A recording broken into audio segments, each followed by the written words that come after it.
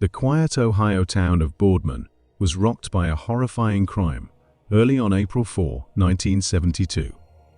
In the Boardman Plaza neighborhood of Youngstown, Ohio, the body of a 12-year-old boy named Brad Bellino was discovered thrown in the trash can behind a dairy store. The idea that their community could experience such a tragedy astounded the locals. Since Brad had vanished on the evening of March 31, 1972, it was clear that he had met a terrible end. Who could have done this to an innocent child and why? This was the one question that was on everyone's mind as the authorities tried to make sense of the situation.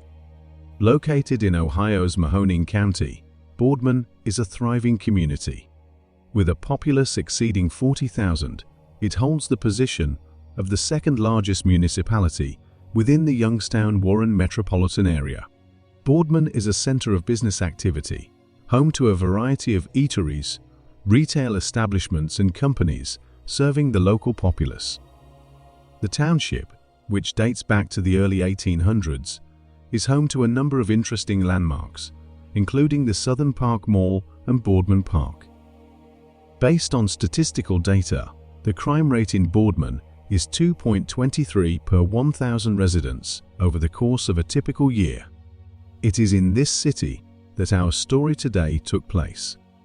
Bradley Bellino, son of Joseph and Elisa Bellino, was born on April 7, 1959. He was the fourth kid they had. Brad's parents welcomed him into the world with great joy, and he soon won their hearts. Brad was the youngest member of the family, living alongside his two older brothers and older sister. Don Templeman, Brad's closest friend, recalled him as a young child who was constantly seeking out the next adventure. He was open to trying anything new and had a voracious appetite for information. He was an extrovert. Although we both liked to take risks, it was he who suggested the risk, and I was the one who accepted it, Don Templeman remarked. Don and Brad were best friends for life. They were always open to taking on new challenges and had a constant love of adventure. Although it's unclear when they became best friends, it's likely that Boardman Center Middle School is where they first became acquainted. The two boys were regular bike riders in the town. They occasionally hitched rides as well, Brad being the more daring of the two. There was a rock and gem store not far from Brad's house. The two boys frequented the shop often because they were fascinated by rocks and enjoyed studying them. Their mutual love of baseball bonded them even more. When we started playing baseball together, I was the pitcher, and he was the catcher, and my dad was the coach, Don recalled in an interview. The two boys started spending nights at each other's houses on a regular basis over time. Being only 3 miles apart made it easy for Brad and his friend to hang out whenever they wanted. On Friday evenings, Don would usually go to Brad's house and then walk together to the nearby movie theater. They alternated Saturdays, with the boys staying the night at Applewood Acres at Don's house. They would converse and play games for hours on end, long into the night. I was more naive, and he was more worldly, I think, because of his older brothers. He would educate me on aspects of life I was unaware of, Don remarked. They would go to church with Don's family on Sunday mornings. Don's mom would usually offer Brad a ride home afterward. These weekends held unadulterated joy and camaraderie for Don and Brad. The two friends were fully enjoying life, taking advantage of their youth and all the adventures it had to offer. But then something unexpected happened that would completely alter the situation. Over the Easter break on Friday, March 31, 1972, 11-year-old Don and 12-year-old Brad spent the day together. The two boys went on their customary adventures and wandered the town that Friday. But when they realized a brown van was following them everywhere they went, what had started out as a fun day quickly took a worrying turn. They dismissed it at first as a coincidence, but when they saw the van for the fourth time, their good humor turned to panic. Aware of possible danger, they made the decision to return to Don's home. Returning home also seemed prudent, especially since the sun had begun to set. After arriving at Don's home on Teakwood Drive, Brad grabbed his phone and called his brother to let him know he would be spending the night. But just as Brad was getting comfortable for what should have been a fun evening, the phone rang. The caller was his father, Joseph, who insisted on his going back home right away. Brad had to tell Don he had to leave and return home after receiving this unexpected call. Brad was unable to get a ride home from Don's mother, who was at the grocery store at the time. He was forced to return home alone because Don's father was confined to bed due to the flu. Brad bid his friend farewell and left the house at 7:30 p.m. It never occurred to Don that that would be his last encounter with his closest friend. Reported events following this are not entirely consistent. What is known, though, is that when Brad's father, Joseph, came home late that evening, he had no idea his son had gone missing. It was his assumption that Brad had returned safely from his friend's house and was sound asleep inside.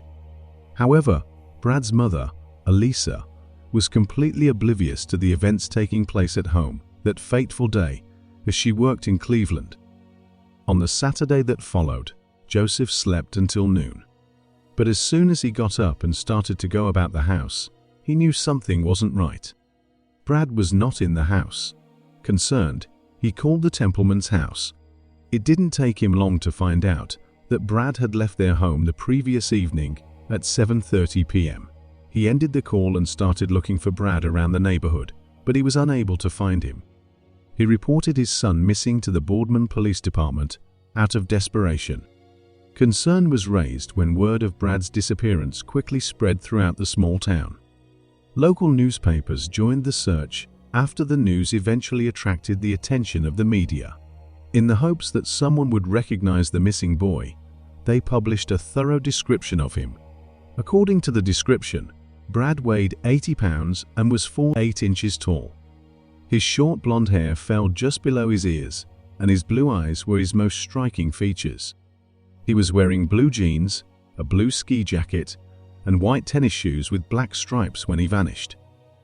Tony D. Appolito, Brad's first cousin and a Youngstown police officer at the time, joined the search efforts in Boardman after hearing of Brad's disappearance. He was reported missing, and we took to the streets, Tony said. In spite of the community's and the police's best efforts, Brad appeared to have simply disappeared. His absence created a deep hole in the hearts of his friends and family. 4 days after Brad went missing, on April 4, 1972, a body was discovered. A certain sanitation worker by the name of Paul Smith was doing his usual pickup of trash. Something caught his eye as he got closer to a dumpster behind his alley's dairy store. Since the dumpster was only halfway filled, a pair of sneakers protruding at an odd angle caught his attention. When he looked more closely, he was horrified to find a small boy's body hidden under cardboard boxes and abandoned store items. Paul saw that the boy's head was hung down and that a belt was securely fastened around his neck. He had his pants down below his hips, undone. Paul called the police right away to report what he had discovered. Don's house was about 2 miles down the road from this grim discovery. There was a great sense of dread upon the Boardman police officers' arrival at the scene. When they looked inside the dumpster and saw the body inside, it looked like the missing boy they had been looking for non-stop. However, they required verification. They got in touch with Tony, Brad's cousin, who had been helping with the search, and asked him to identify the body. Tony raced to the scene and, despite his sorrow, he was able to identify Brad, his cousin, as the body in the dumpster. After this confirmation, the body was taken out of the dumpster and brought to Youngstown's Southside Hospital for an autopsy. Tony, in the meantime, was given the duty of informing Brad's parents of the tragic news. "It was terrible for my aunt, Elisa, and the whole family," Tony recalled. "You can never move past that. You never think something like this could happen to you or a member of your family, even though you hear about it." He continued. Before the start of the new school week, Don spent the weekend looking for Brad after he vanished. Don had heard his math teacher talking to other teachers in the hallway on the Tuesday that Brad's body was discovered. Don claims that after returning to the classroom, his teacher declared that Brad had been found. Don remembered the whole class cheering and bouncing up and down in joy. His teacher then added the devastating comment, "But he's dead." Don said that the next hour was still a blur in his memory. He did not know if he had fainted, but the next thing he could recall was asking to be sent home at the school office. The autopsy results were released to the public as Brad's bereaved family and friends struggled to process the shock of his untimely death. According to the coroner's report, Brad's body had been violated and he had been strangled to death. Additionally, the report stated that Brad had died at 9 p.m. on Saturday, April 1st, over 24 hours after his last known location. The heartbreak and despair felt by Brad's loved ones were worsened by these upsetting details from the report. Following this, an inquiry was launched to identify the culprit. There was still a lot of unanswered questions. What happened to Brad between Friday at 7:30 p.m. and Saturday at 9 p.m. if the coroner's report was accurate? There was a 26-hour gap that remained unexplained, raising the unsettling possibility that Brad was kept in an unidentified location, or that there was another crime scene in addition to the dumpster. The last time Brad was seen was another question. According to early newspaper reports, he was spotted playing basketball on Saturday afternoon at the Southern Park Mall, the Dairy Queen near North Lima, and the area around Don's house on Matthews Road. Later reports, however, raised doubts about these sightings, speculating that witnesses may have really seen Brad on Friday at those locations. Since it was a holiday and there was no school, it was probably easy for people to mix up the days, which led to this confusion. Don would subsequently claim that it was impossible for Brad to have been seen on Saturday. Don disclosed that he and his father were brought to the station by the police as part of the investigation. There, the detectives showed him Brad's outfit and inquired as to whether it matched what Brad had on when he left Don's house. Don attested to the fact that at that point, they showed Don the belt that had been found around Brad's neck and asked if it belonged to Brad. Don verified that it indeed did. Don found it impossible to shake the image of the brown van they had seen the day Brad vanished. He thought that his best friend's untimely death had something to do with this strange car. "I think whoever was in that van waited until he was in a dark spot and took him," Don said.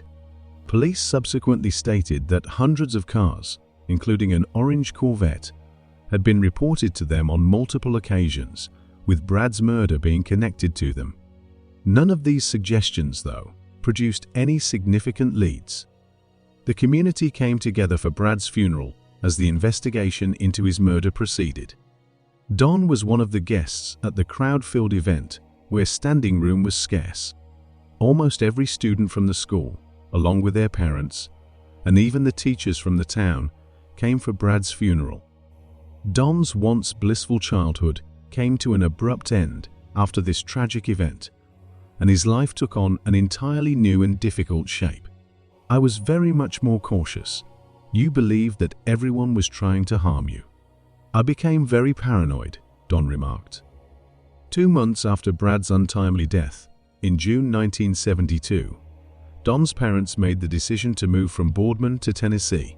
They were keen to get their family away from a town they felt was unsafe for their kids, and one that had too many painful memories. Don's mother was plagued by guilt for a very long time. She held herself responsible for not being there to drive Brad home the night he vanished. The investigation into Brad's death didn't seem to be moving forward much over time.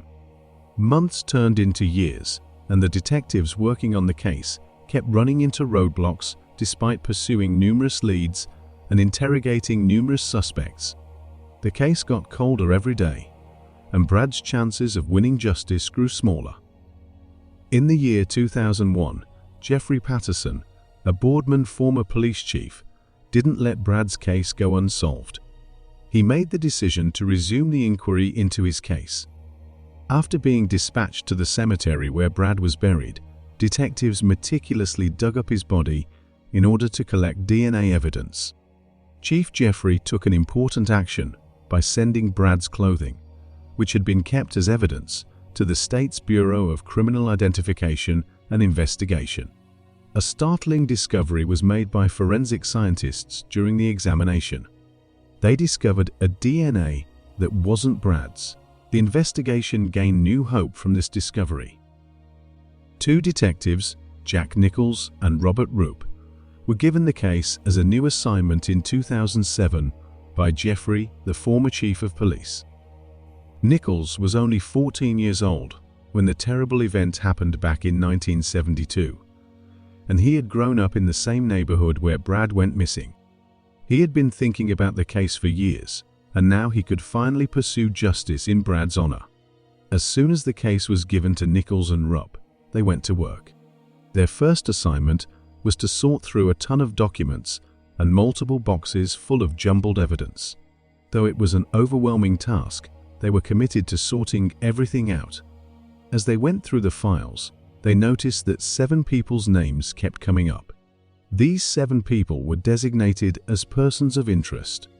Despite the lack of hard evidence linking them to the crime, Nichols and Rupp remained persistent. They got search warrants quickly and got to work. During the search warrants, they collected DNA samples from each of the persons of interest. After that, these samples were sent to the lab for examination in the hopes of matching the DNA found on Brad's clothes. Unfortunately, the negative lab results crushed their hopes. No match was found. The detectives were back to the beginning after this setback. However, they never stopped carefully going through the case files in an effort to find any fresh leads. Sadly, in spite of their unwavering efforts, they were unsuccessful. "We had a lot of guesses and speculations, but no solid information," Nichols stated. Detectives Nichols and Rupp retired in 2017 after years of dedicated work on the case, and a new team took over the investigation. Albert Kakasik, a highly experienced police captain from Boardman, was in charge of this new team. In 2018, in order to help analyze the DNA found on Brad's clothing, Boardman police detectives turned to Parabon Nanolabs, a Virginia-based DNA technology company. As technology advanced, it opened up new possibilities for solving cases like Brad's. According to the criminal profile Parabon gave the Boardman police, they were probably looking for a man of European descent with fair or very fair skin, freckles, brown or hazel eyes, and black or brown hair. The list of possible suspects was then reduced by Parabon using familial DNA to identify a group of people who had similar family histories or physical traits. Detectives collected DNA samples from individuals identified by Parabon as potentially having familial ties to the unidentified suspect over the course of the next 4 years. They worked non-stop. They were able to narrow down their search to certain branches of the extended family tree and rule out others thanks to the results of those DNA tests. In the end, with the help of a DNA test, they narrowed in on a man known as Joseph Norman Hill. Investigators searched far and wide for Hill's relatives in order to collect DNA samples for analysis. In the end, the findings showed a 98.2% chance that the DNA on Brad's clothes belonged to Hill. At last, the investigators had solved the case and found the guilty party. But there was a major setback. The man identified by DNA testing, Joseph Norman Hill, was no longer alive. He was 79 years old when he lost his fight with cancer in 2019, and to make matters more difficult, his body had been cremated. Detectives were unable to confirm his involvement with additional tests on his remains due to this regrettable turn of events. There was little easily accessible information about Joseph Norman Hill's life when the investigators dug into his life. Their investigation was limited by the fact that his wife had died in 1993 and he had few family ties. But their investigation found that Hill, who lived on Shady Side Drive in Boardman, was 32 years old at the time of Brad's murder. He moved to California in 1978 for work-related reasons while working as a truck driver for a company that sold bottled water. There was no known connection between Brad's family and Hill. Hill's sole run-in with the law dates back to his conviction in 1986 for soliciting inappropriate behavior and disorderly conduct in Los Angeles. It took a total of slightly more than $29,000 to solve Brad's case after years of searching for DNA evidence. Nevertheless, the boy's family was able to find closure, so it was worth the expense. Authorities eventually came to the conclusion that they would have felt very confident in front of a grand jury in the event that Hill had been alive, and this would have led to an indictment. According to Boardman Police Chief Todd Worth, who made this announcement during a press conference on January 24, 2023, Brad's family had decided not to issue any public statements. In order to process the new information and carry on with their healing process, they asked for privacy. They were going through a difficult time, and the last thing they needed was media attention. However, the tale is not over yet. Hill was shockingly connected in June 2023 to the 1975 death of another young boy. A mile or so from the Bellino home, 13-year-old David Evans, a Boardman resident as well, vanished 3 years after Brad was kidnapped and killed. Evans' father notified the police that he had been absent for the majority of the evening, and at midnight on January 18, 1975, Evans was listed as missing. Evans, who had been absent for over 6 hours, had diabetes. Sadly, 4 days later, he was found dead and frozen on his back in the backyard of a house on Crestline Place in Boardman. According to the autopsy, Evans had a puncture wound on his lower back and fractures to his left forearm bones. These wounds had been caused following his passing. The report also mentioned several abrasions on his upper back and face. A profile found on Evans's underwear matched Hill's DNA after multiple DNA tests were done on his clothing, which were preserved by the police, proving his connection to this second murder. The fact that Brad's murder and Evans' murder have been solved after more than 50 years demonstrates the commitment and tenacity of law enforcement personnel, as well as the remarkable developments in DNA technology. Even though the offender will never face justice in a court of law, the community and the families of the victims benefit greatly from knowing who he is. 30 years old in 1986, Teresa Sacf, a compassionate nurse, was employed at Lakeland Regional Health in Florida. She cherished caring for her 8-year-old son, Jason, and helping others. As a single mother, living in a tiny apartment with her partner, Jason was her only family. Teresa always had a smile on her face, and she had green eyes and brown hair. She was a happy, outgoing person who made lots of friends both in her neighborhood and at work. She loved to watch movies, read books, and spend time with her son. She enjoyed learning new things and traveling as well. One day, she hoped to become a doctor and help save more lives.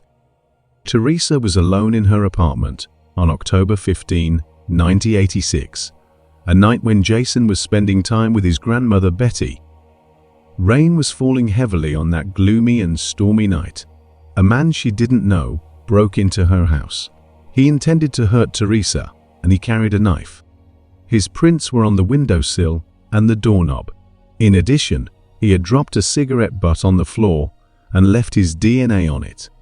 He tried to push himself on Teresa and attacked her with his knife. Teresa used every ounce of strength to fight back. She attempted to defend herself with her hands, but he seriously hurt them.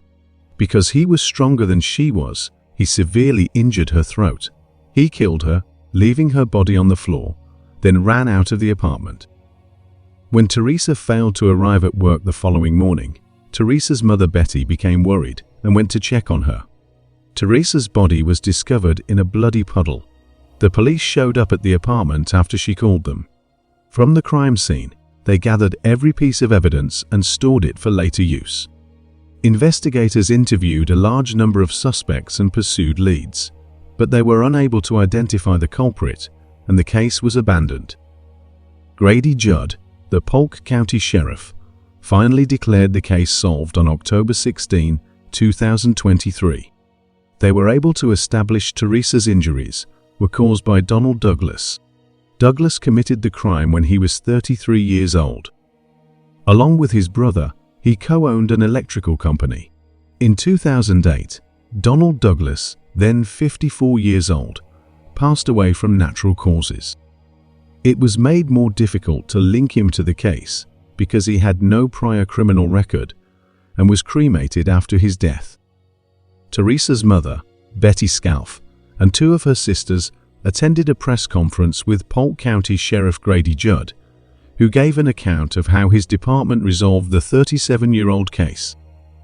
Donald Douglas, according to Sheriff Judd, lived directly behind the duplex. Investigators interviewed Donald Douglas and other neighbors when he lived right behind the duplex, but they never thought of him as a suspect. According to Grady Judd, Douglas had no visible wounds, and there was no reason for the initial detectives to suspect him. Judd surmised that Douglas killed Teresa because he wanted a relationship with her, but she turned him down.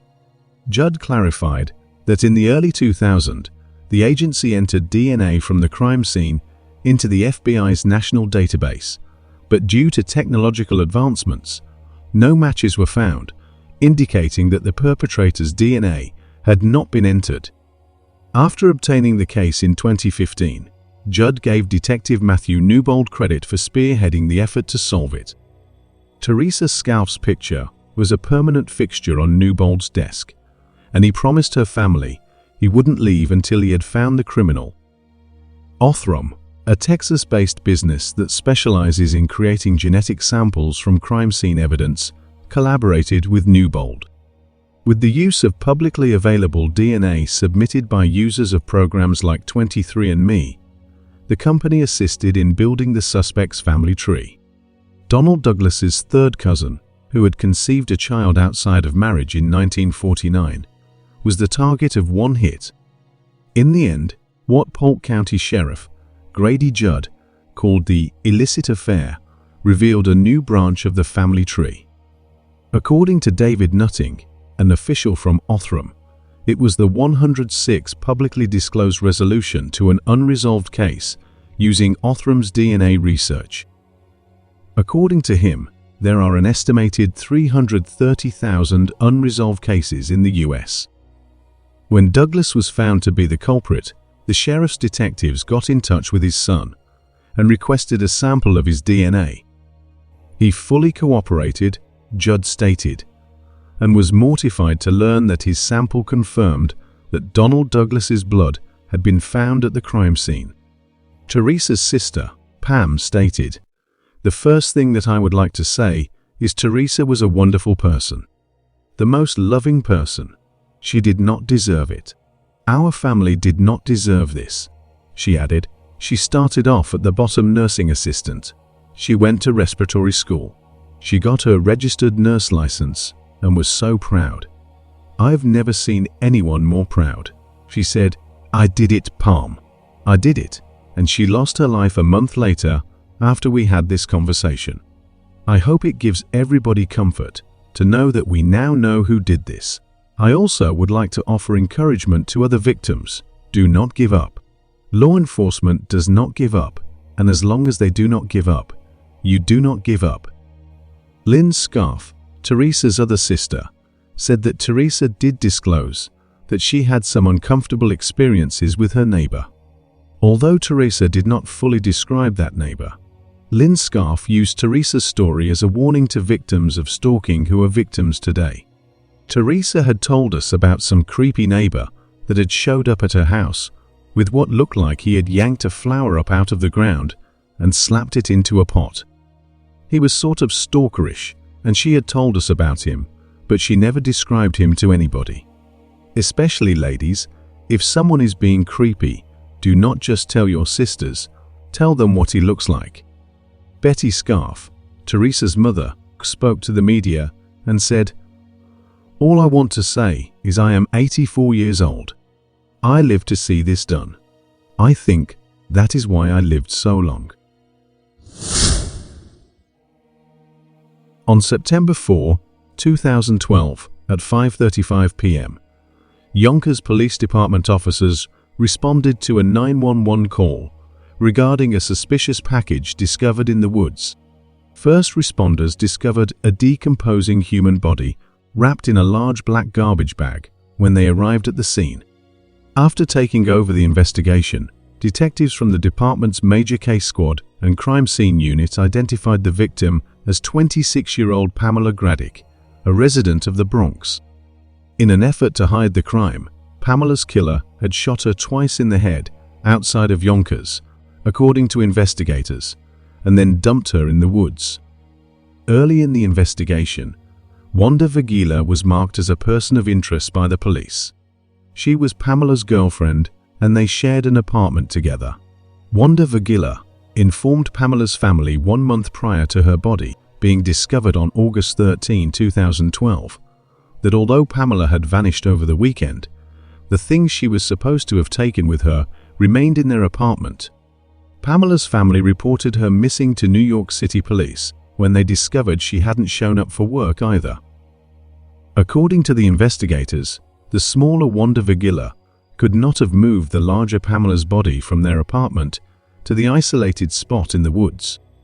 After a 2-year investigation, the case was turned over to the Yonkers Police Department Cold Case Unit because the investigators were unable to find enough evidence to bring charges upon anyone. In January 2022, Wanda Vagila, who was then 41 years old, was interviewed by investigators. In the course of the interview, Vagila admitted to killing Pamela. She claimed that because of their continuous domestic problems, she had shot Pamela inside their shared Bronx apartment. She claimed that John Torres gave her the weapon. Additionally, she had also moved the body from their apartment to the woods with Torres' assistance. Wanda Vagila and John Torres were both placed under arrest in March of 2022.